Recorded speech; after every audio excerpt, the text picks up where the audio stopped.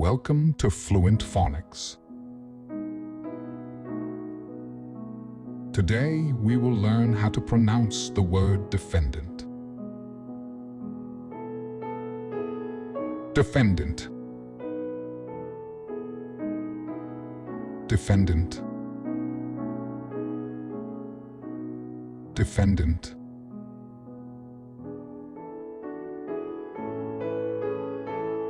Here's an example of how one might use it in a sentence.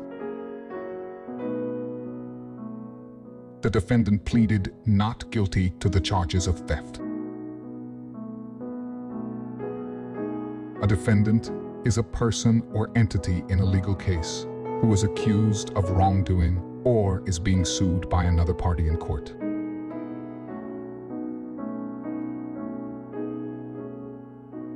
Thank you for your time.